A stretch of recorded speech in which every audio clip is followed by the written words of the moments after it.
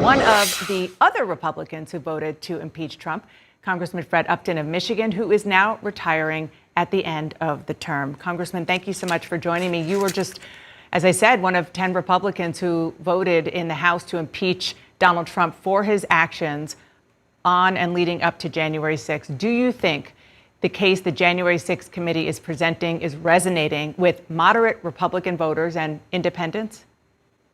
Yeah, I think so. I think the overriding issue certainly is the economy and gas prices, but I think there's been real interest in what's going on. You've got obviously your different factions that are not going to turn it on and watch. They made their decision some time ago, but yeah, I think that it's had an impact on voters across the country, and we'll see how this thing plays out. The committee has been very careful not to divulge any details in advance of their hearings. For me, obviously I was there that day. The regrets that I see is that some of the folks that they've talked to, who are now their answers are being made public, where have they been for the last year and a half? Why weren't they saying what they're saying now a year and a half ago, particularly to those of us that actually witnessed what was going on, to back us up a little bit?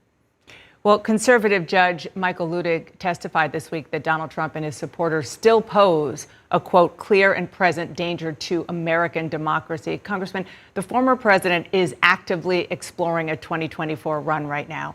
Is your party going to back him again? Well, I have said from the beginning, I think that Donald Trump is going to be a candidate in 24. The voters still like him a lot. We see that certainly in Michigan.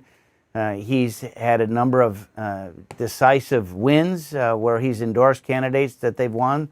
He's had a few losses as well, but he certainly entertains a majority of the Republican base and will be hard to stop. And frankly, as we look at the economy, we look at gas prices, all these different things, folks are not really happy with the Biden administration, which is why he is mired at a level even below where Donald Trump was at this point in his tenure. What does it say to you about your party that even after what we have seen over the last week that you say is pretty damning, that Republican voters you think still might make him the nominee if he does run?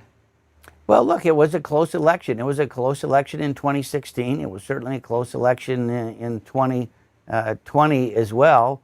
And you've got the base voters that are really upset that things didn't go their way, and they're loyal as can be.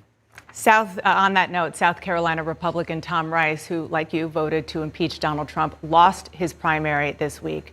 That means that of the 10 House Republicans who backed impeachment, half, including yourself, will not be returning to Congress next year, and the remainder are facing some pretty tough re-election battles come January 23. The question is, will there be anyone left in the House Republican Conference, willing to stand up to Donald Trump?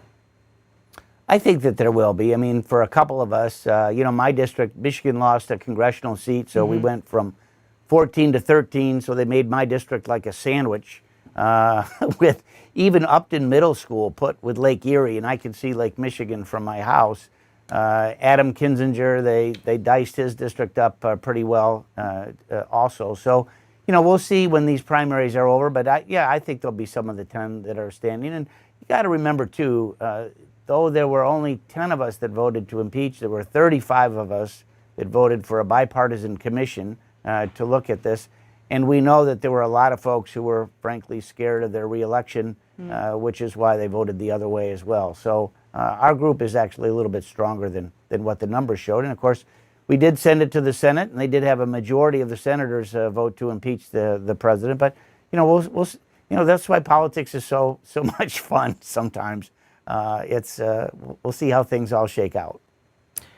Want to turn to guns. A bipartisan group in the Senate is trying to lock down a compromise deal, but funding for state red flag laws and eliminating the so-called boyfriend loophole do remain sticking points for Republicans.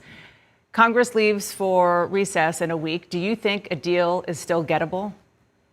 I sure hope so. So I'm a vice chair of the Bipartisan Problem Solvers Caucus.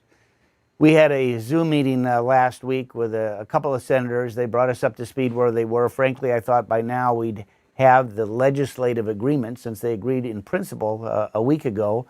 As you said, the Senate's going to be out, as the House will be, the end of this week. I'm hoping that they get close. Those are the two sticking points.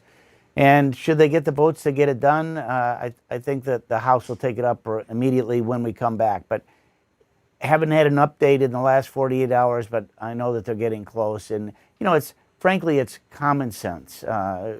Law-abiding folks shouldn't have any fears in terms of what's going on. It's been a rallying point, particularly for the NRA and the Gun Owners of America. You look at their website, and they're like raising cash like you wouldn't believe in terms of their Second Amendment rights being taken away. No, that's not what's happening here. This is some common sense stuff, but it's been elevated for sure, particularly when you have some pretty well-respected Republicans, whether it be a John Cornyn or a Dan Crenshaw, literally being accosted at their state conventions in Texas this weekend. Fred Upton, Congressman from Michigan, thank you so much for joining me. Happy Father's Day to you, sir. You bet. Thanks.